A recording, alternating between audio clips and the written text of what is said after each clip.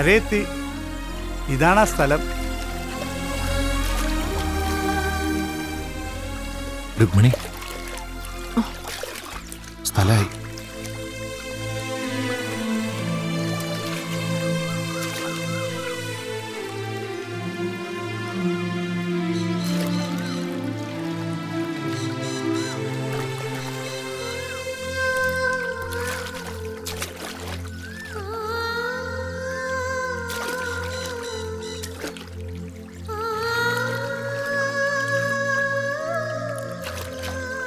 വേലയും കൂലി അന്വേഷിച്ചിറങ്ങിയാന്നല്ലേ പറഞ്ഞ്. ഇവിടെയാകുമ്പോ അതിന് മുട്ട ഉണ്ടാവുകയല്ല.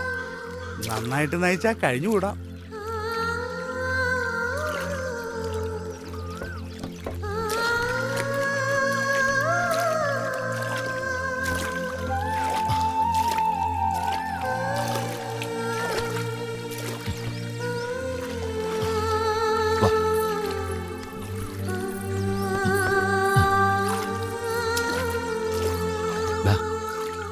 അല്ല, ഇതൊന്നും വേണ്ടായിരുന്നു. ഇരിക്കട്ടെന്നേ, ഒരു ചായക്കാശ് അത്രേ ഉള്ളൂ.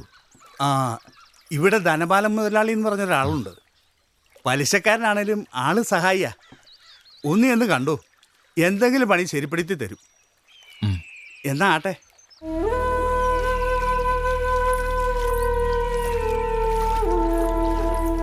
എന്നാ ചെയ്യാനാ, അലിവുള്ളൊരു മനസ്സായി പോയി നമ്മുടെ മുതലാളിയുടെ. സ്കൂളിൽ സ്ഥലം മാറി വന്ന മാഷി ചോദിച്ചു വെച്ചേക്കുമായിരുന്നു. ധനപാലം മുതലാളി പറഞ്ഞാ പിന്നെ ദേ വാടകയുടെ കാര്യത്തിൽ കൃത്യമായിരിക്കണം. ഓ, അതൊന്നും മുടങ്ങില്ല. ഇഷ്ടമായോ? സൗകര്യങ്ങളൊക്കെ ഇത്തിരി കുറവാ. ആ, ഉള്ളതൊക്കെ മതി.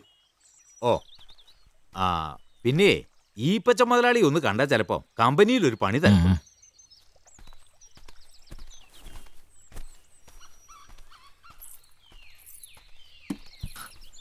കുറച്ചുകൂടി സൗകര്യമുള്ള വീട് നോക്കാം. പിന്നെ ആവട്ടെ, എന്തേലും ഒരു ജോലി ആവുന്നവരെ ഒന്ന് പിടിച്ചു നിൽക്കണം. പിന്നെ വീട്ടിലേക്ക് എന്തെങ്കിലും വാങ്ങിക്കണ്ടേ? ഞാൻ പറഞ്ഞത് കേട്ടോ? അതിനിപ്പോ എന്താ ചെയ്യാ? തൽക്കാലം നിന്റെ കയ്യിലുള്ള പണ്ടോ എന്തെങ്കിലും പണയം വെക്കാം. അതിനിപ്പോ ഞാൻ വേറൊന്നും എടുത്തിട്ടില്ല.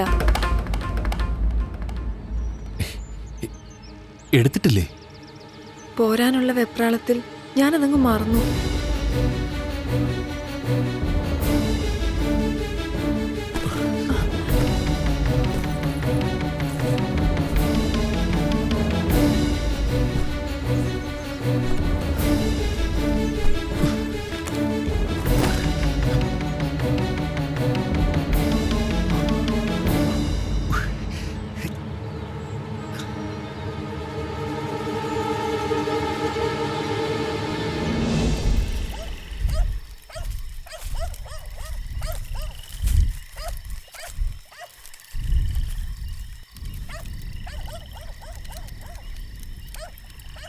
എടേ,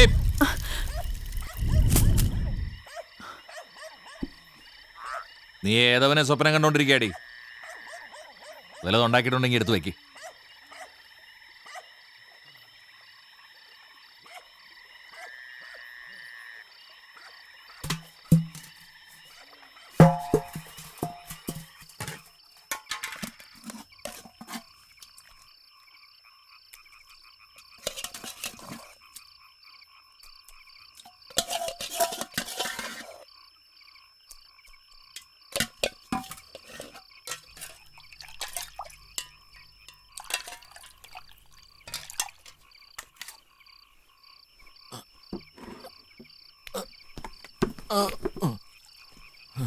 ആ നാരായണൻ വാടക ചോദിച്ച് ഇന്നും വന്നിരുന്നു.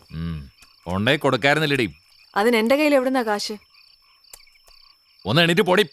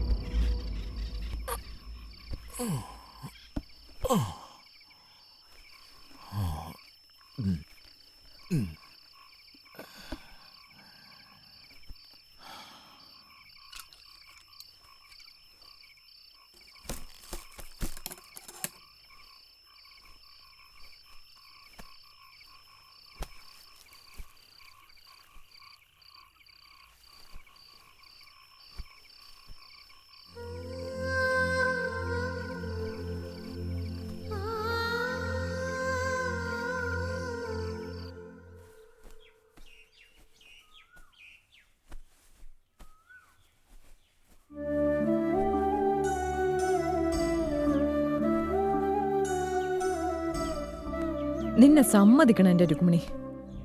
നീയായിട്ടാ എല്ലാം ഇങ്ങനെ സഹിക്കണേ. ഞാൻ എന്ത് ചെയ്യാനാ ചേച്ചി? വല്ല പണിയുണ്ടായിരുന്നെങ്കിൽ കുട്ടികളുടെ പട്ടിണിയെങ്കിലും മാറ്റാമായിരുന്നു. പക്ഷെ അതിനും സമ്മതിക്കില്ല എന്ന് വെച്ചാ.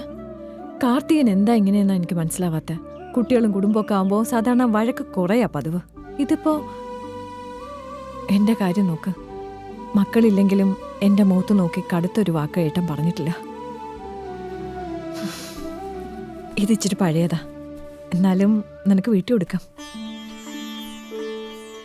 നീ വിഷമിക്കണ്ട, എല്ലാം ശരിയോ.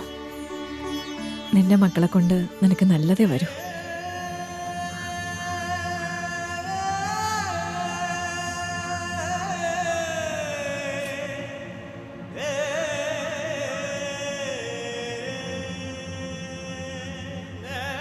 ഈ കുട്ടിയുടെ കാര്യം ആലോചിക്കുമ്പോൾ നെഞ്ചിൽ തീയ.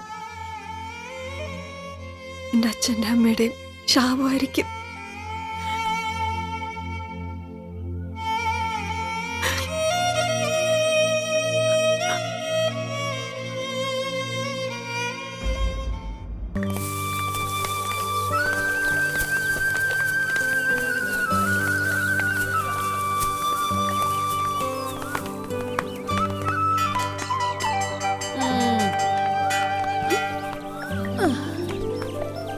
മതി സരസെടുത്തി. ഉച്ചയ്ക്ക് വയറ് കാഞ്ഞിരുന്ന മുതലാളിക്ക് ലാഭം ഉണ്ടാക്കണ്ട, എന്തെങ്കിലും കഴിച്ചാട്ടെ. നിനക്ക് ഒറ്റ വിചാരല്ലോ ഓ തുടങ്ങി. ഇത്രയും ആത്മാർത്ഥതയുള്ള ഒരു പണിക്കാരിയെ കിട്ടിയതേ നമ്മുടെ മുതലാളിയുടെ ഭാഗ്യം. അതേടി, എനിക്ക് ആത്മാർത്ഥം ഒത്തിരി കൂടുതലാ. ആ തല നിറച്ച് കിട്ടാപ്പോരില്ലാണ്ടായപ്പോഴല്ലടി നിനക്ക് മുതലാളിയുടെ ആത്മാത്ര കുറഞ്ഞത്. തള്ളേ പറഞ്ഞേറിയ നാക്ക് ഞാൻ പറിക്കും. ഇങ്ങോട്ട് പാടി, നിന്നെ കൊണ്ട് ഞാൻ പരിപ്പിക്കാടി. നിങ്ങൾക്ക് ഇത് എന്തിന്റെ കേടാ? ഞാനും എന്റെ മോളും കഞ്ഞിയുടെ വെള്ളം കുടിച്ച് കിടക്കണ സൂക്കാടാ ഇവക്ക്. പോലെ ജലക്കാൻ വന്നിരിക്കണവള്. ഹാവക്കിട്ട് ഞാൻ വെച്ചിട്ടുണ്ട്.